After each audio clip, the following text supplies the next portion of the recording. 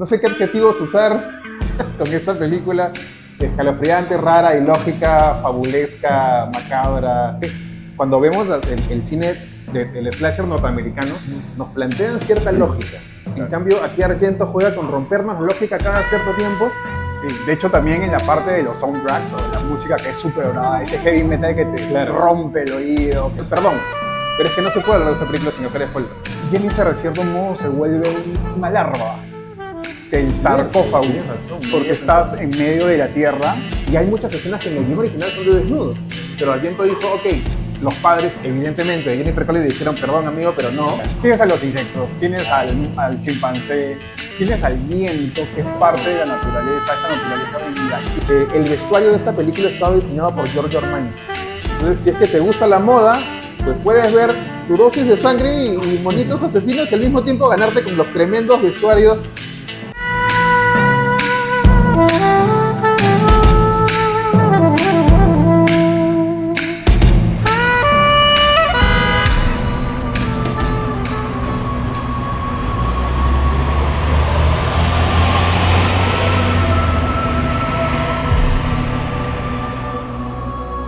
Empezamos con un poquito de retraso porque tuvimos que traer el Blu-ray correcto, mil disculpas por eso, pero bueno.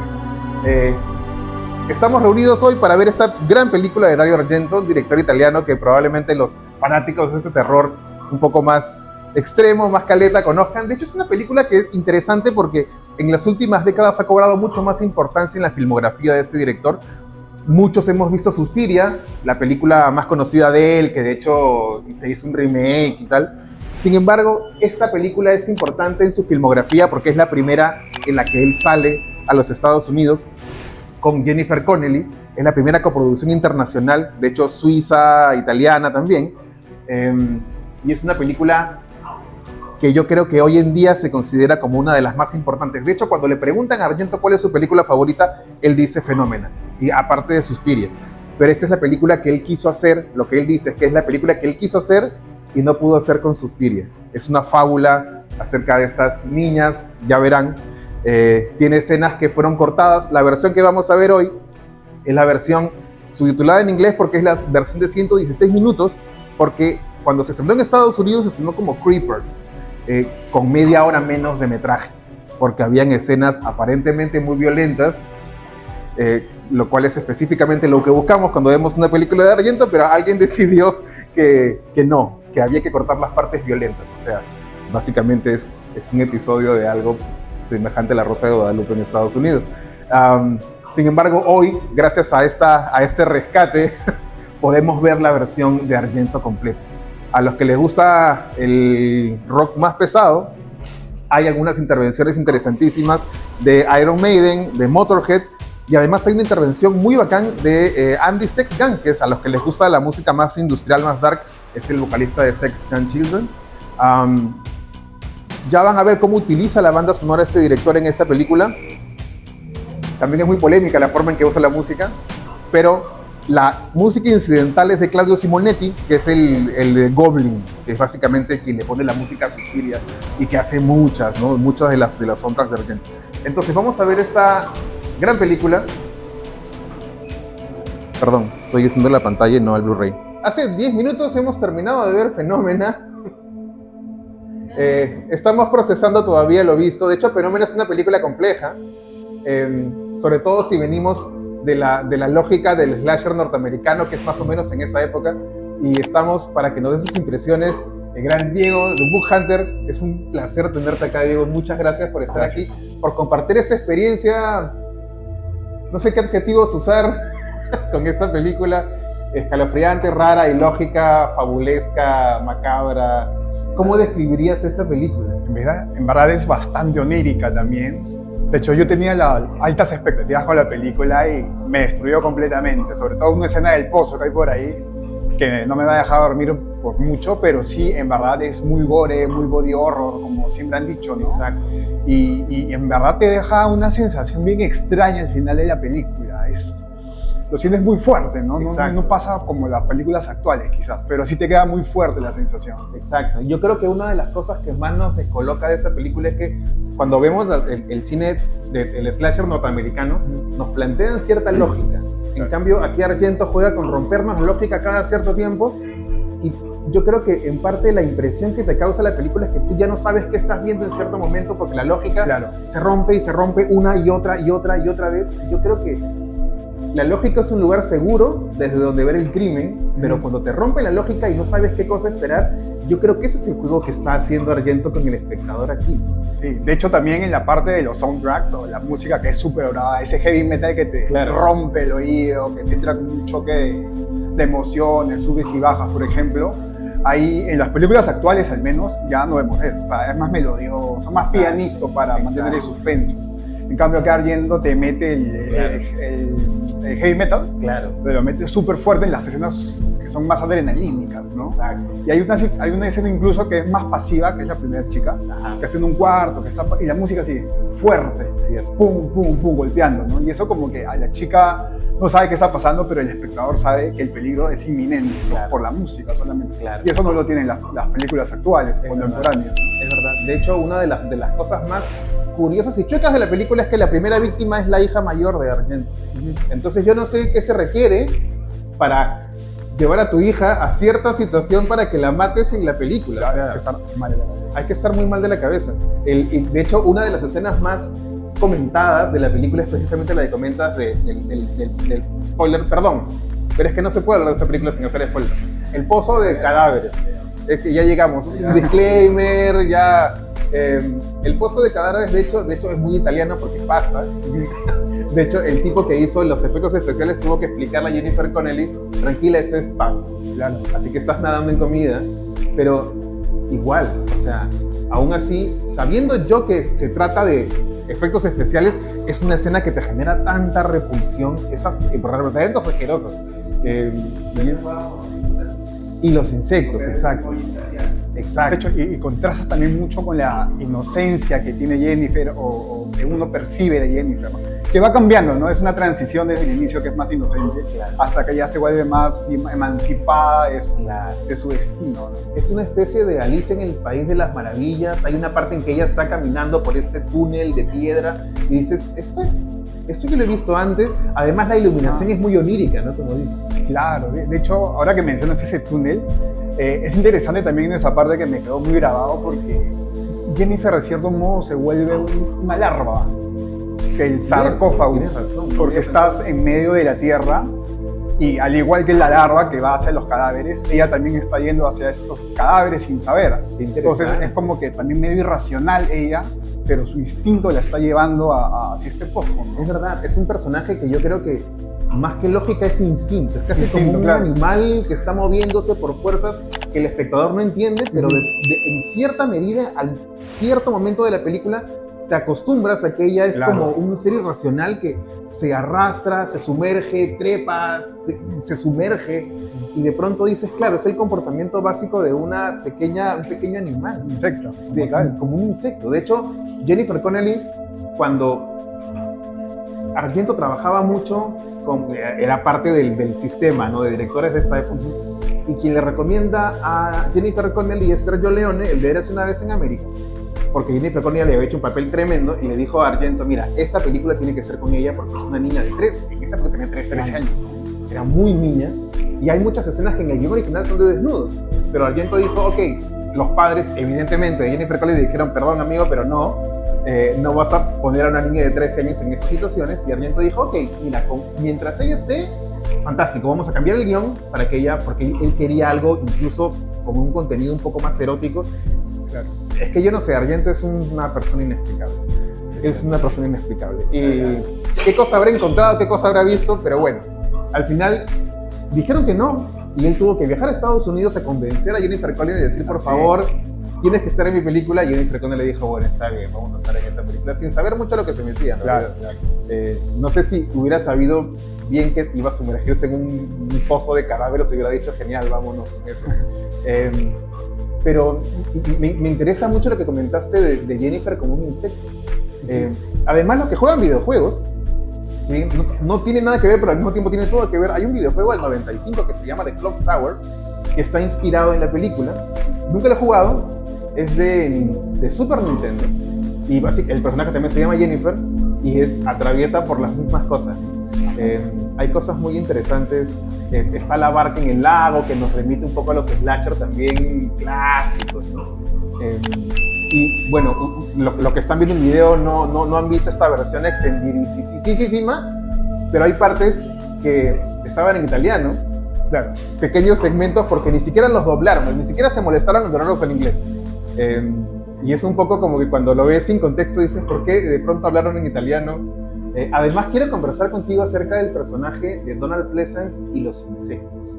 Esta presencia de los animales en toda la película. ¿Te pareció algo novedoso? ¿Habías visto algo similar? Es bastante original, por más que fue hace 40 años, más o menos, la película.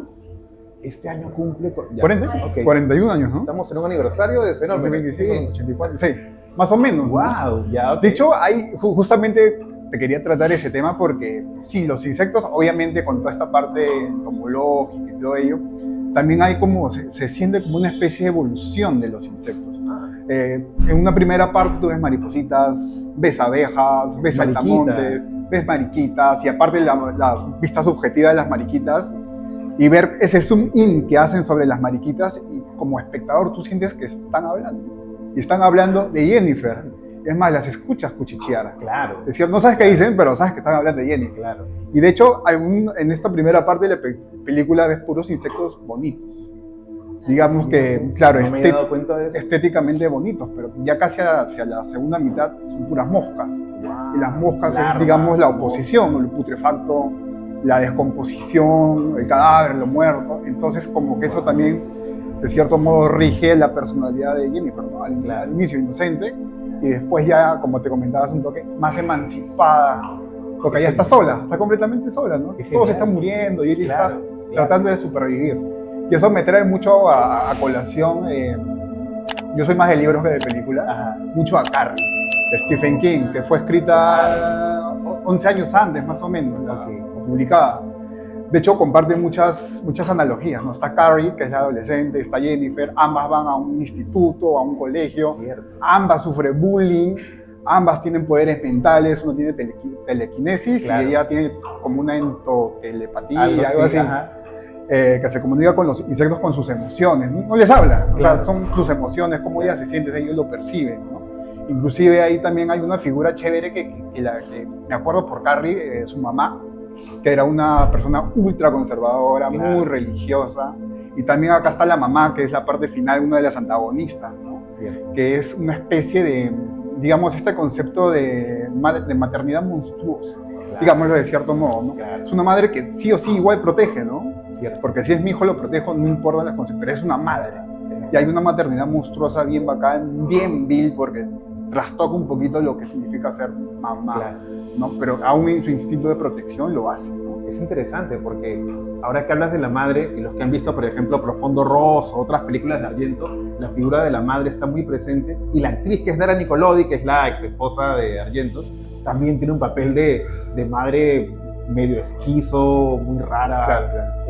Hay escenas, además hay cosas muy recurrentes del cine de Argento, que son esos crímenes que tienen que ver con ventanas y vidrios rotos. Los que han visto, por ejemplo, Suspiria, los vidrios rotos, las ventanas son elementos muy presentes. Una de las cosas que, hablando de la cinematografía de Argento, que más me llama la atención de esta película es que la cinematografía no es la clásica de Argento, porque él utilizaba siempre esta iluminación más expresionista, con rojos, azules, que un poco es lo que él recoge de Mario Bava, que es un director que básicamente fue su maestro.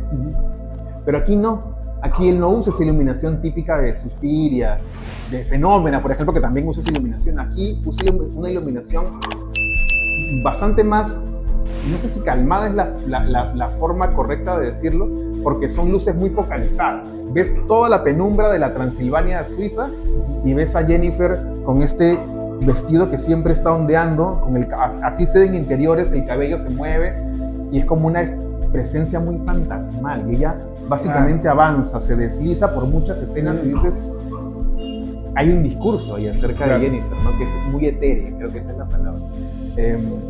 ¿Cuál fue la muerte que te gustó más? Porque esa es una de las cosas de la gente que ve terror. ¿Cuál es la muerte que me gustó más? O sea, ¿para qué engañarnos? ¿Para qué engañarnos? De hecho, yo sabía un poquito del contexto de la hija del director, así que por maliciosa, por ser una escena tan perturbadora, sabiendo que ha matado a su propia hija en la película, creo que es lo más fuerte al saberlo, ¿no? Claro. Digamos, de cierto modo. Pero sí, esa creo que para mí, la primerita de todas, por más que las otras fueron buenazas, Claro. pero creo que saber el trasfondo de eso sí que De lo hecho, vuelve especial. Esa escena es especialmente chueca porque la hija de Argento no sabía de qué forma, ella sabía que iba a morir, pero no sabía cómo. Entonces, cuando cuentan en los extras del Blu-ray, que alguna vez seguramente lo disfrutarán, porque es magnífico, la misma gente del rodaje se sorprende al contar de que ella estaba con la cabeza hacia atrás, los que han visto la escena, y los vidrios se le estaban descolgando, pero de pronto ella hace como un gesto muy peculiar, y es porque mientras estaban grabando la escena, Argento deja la cámara, se agacha, y eso lo cuentan los directores de cámara y empieza a arrastrarse por este set extraño. Y de pronto él agarra las canillas y se las jala hacia abajo para asustarlo, para tener una toma perfecta. O sea, estamos yendo mucho más allá y él está jugando con el miedo de la propia hija porque él la jala y de pronto ella lanza este grito extraño y los vidrios empiezan a caer. O sea, esa es una escena que solamente se puede conseguir con un director tan macabro como Argento y tan, no sé si insensible, porque al final nos dio una escena de gran sensibilidad, pero pobre chica. Claro, y es una escena que pasa lenta. O sea, los vidrios van cayendo lentito. Creo que eso te genera más esa sensación de suspense, ¿no? Hay cierta... Y es una de las cosas que me descolocó. La primera película que vi de Argento fue Suspiria. Y lo que me descolocó fue la poesía con la que él retrata los crímenes. Porque son crímenes que al mismo tiempo son brutales, pero también son estéticos, ¿no? No sé si te acuerdas la parte en la que ella está debajo del agua, casi al final, y está este niño deforme con la sangre, y de pronto tú ves que la sangre roja empieza a difuminarse en el agua, y es como una mezcla de colores rojo y el celeste que está iluminado desde afuera del agua, que es bellísima, pero al mismo tiempo es muy fuerte. Y eso es lo que tiene Argento, ¿no? Ese terror. Él hablaba mucho de videoclips, a él le gusta mucho la música. Entonces, él hablaba mucho de que las películas de terror tienen que ser como una secuencia de videoclips que tienen que ser muy fuertes. Quiero hablar acerca del final. Del final. Perdónenme, amigos que están viendo esto, pero acá viene. Si eso sí era un spoiler, así es un mega spoiler. Ya para que hay que seguir nomás. ya estamos adentro. Ya hemos pasado, claro, exacto. Ya no podemos spoiler más. El final, ¿qué te pareció el final? La parte cuando ella sale del lago ya. Cuando primero era recontra. No pensé que estaba viva, en primer lugar. Creo que todos pensamos que estaba muerta. Pero esa rebanada de cabeza fue muy apareció de pronto. Claro. Fue muy expresionista, muy invasiva. No te la esperabas por nada. Ni siquiera una sombrita, nada. Es que nada. Fue un corte así, atajo. En verdad, atajo. Y es muy loco porque incluso el dominio del espacio, ¿no? Porque ella está abajo y el tipo sale con el carro de atrás, con la luz que lo está iluminando de atrás para que tú veas todo el espectáculo de la decapitación. Y luego viene quien resuelve toda la historia, ¿no? Que es Inca. Claro, y ahí también, si me permites, ahí también toma cierta relevancia el tema de estos animales como tal, porque de algún modo tiene una racionalidad en ese momento, porque está buscando venganza. Está buscando venganza y la busca, encuentra el cuchillo y ya como tú entiendes, yo me veo el video de Inga ya hasta el final. Ajá. Hasta que de pronto apareció. Yo pensé que le iban a matar moscas como al niño, ¿no? Claro. Pero está tomando venganza. O sea, hay dolor dentro del mono, ¿no? Que se siente al inicio, ¿no? Entonces lo vuelve más humano al mono que incluso a la mamá, ¿no? Me encanta esa lectura. Claro, hay muchas personas que hablan de fenómenos como una metáfora de la venganza del mundo animal hacia la crueldad humana. Y en realidad es eso. Claro, si lo ves de primeras, te parece como que medio absurdo, como too much, y dices, ¿qué?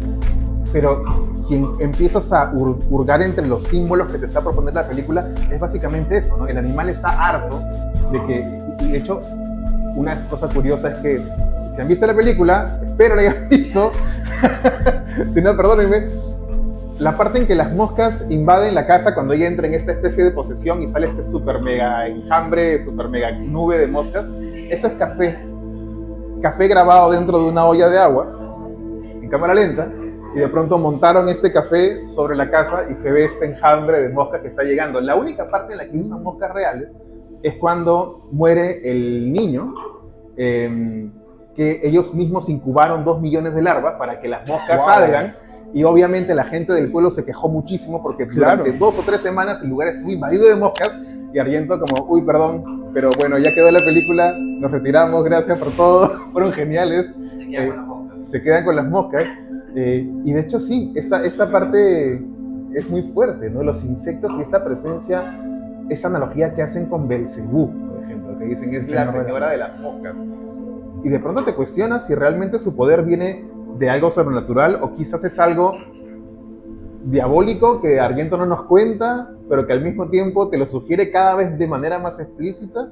Es fantástica esa película. Sí, de hecho, tú mencionaste hace un momento, ¿no? Ella se ve como un espectro por mucho. Cuando sale del lago, toda, digamos, redimida, porque parece que la han bautizado y está saliendo del lago. Y lo mismo le pasa a Carrie cuando sale del colegio. Qué buena es. Que todo está quemado, porque el fuego, al final el fuego redime. Claro. Entonces ella va saliendo con su pura.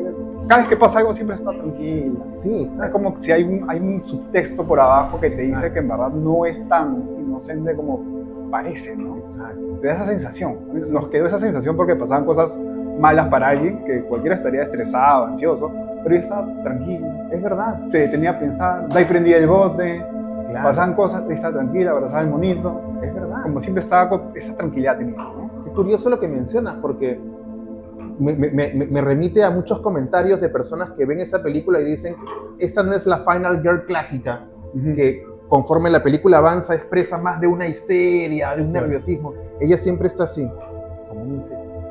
No tiene emociones. Claro. Y todo el tiempo deja que las cosas pasen y ella atraviesa la historia como una Alicia, medio macabra, donde nunca se cuestiona nada, pero siempre se mete en esta lógica, la meten a otra lógica y dice, bueno, está bien, y sigue avanzando, sigue avanzando y sigue avanzando. Y es una película, en inglés la palabra es haunting, ¿no? Como que no sé si hay una traducción específica en español, pero es como te seduce y al mismo tiempo te posee, te hipnotiza. Y ver esta película es como un trance, básicamente. Completamente onírico. Empieza la película y dices, ok, voy a ver qué me estás contando, y de pronto entra Jennifer Connelly y te pegaste. Los planos de ella.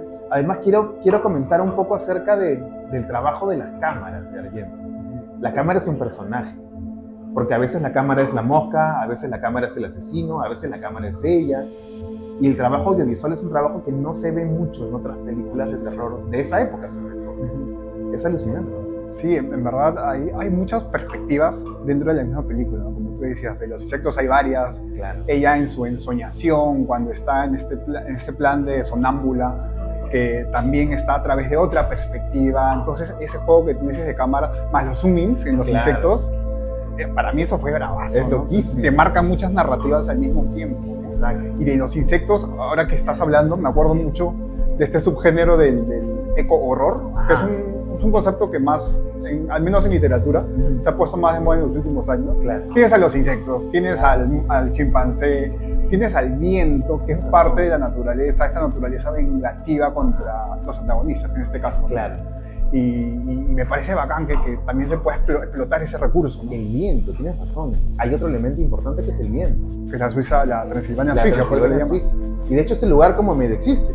Y es el viento genera este tipo de murmullo constante en esta parte de Suiza que se dice que también vuelve a las personas locas en esta parte de Suiza. Entonces Argento dice, una de las inspiraciones de Argento para hacer esta película es que él estaba en Estados Unidos y él descubre a los entomólogos forenses. Y dice, o sea, los insectos se pueden contar historias acerca de un cadáver, se interesa y empieza a investigar mucho y llega a este tema y empieza a explorarlo. Y bueno, y yo estoy seguro que, no he visto bien los créditos, pero estoy seguro que Dara Nicolodi tuvo algo que ver, porque ella coescribía muchas películas con él. De hecho, Profundo Rosso es de Am. Y hay guiones donde ella firma también. Yo estoy segurísimo que Daria Nicolodi estuvo en esta que es una urdimbre extrañísima esta película. No te deja en paz. Si bien es cierto, es una película que si la ves desde la óptica norteamericana es una película lenta. Pesada, esa es la palabra. Porque hay la historia como de pronto es muy errática, ¿no? Porque ella está aquí, está por otro lado y no hace nada y tienes esta impotencia de ella, o quizás una inacción incluso, ¿no? De ella que está tranquila esperando, pero de pronto pasan estas escenas muy fuertes y el uso de la música es importante también, como menciona. Motorhead y Maiden están ahí. Sin embargo, están encima de la música incidental de Goblin, porque la música incidental, la atmosférica es Goblin, y de pronto te plancha encima como si hubieras prendido un equipo de sonido, te pone Iron Maiden. Es un videoclip, como dice Baldomero aquí presente de la zona Morlock. Gracias, Baldomero, por venir. Capazo. Visiten su tienda, de verdad es espectacular.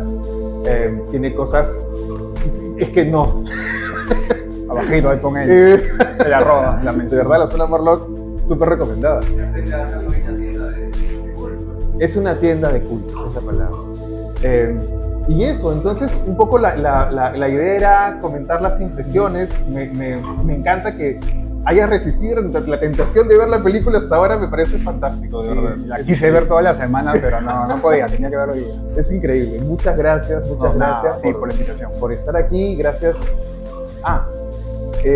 Bueno, yo creo que lo que nos queda de esta película es seguir viendo cosas de Argento, ¿no? Si no habías visto algo de Argento, pues ya te quedaste con la curiosidad.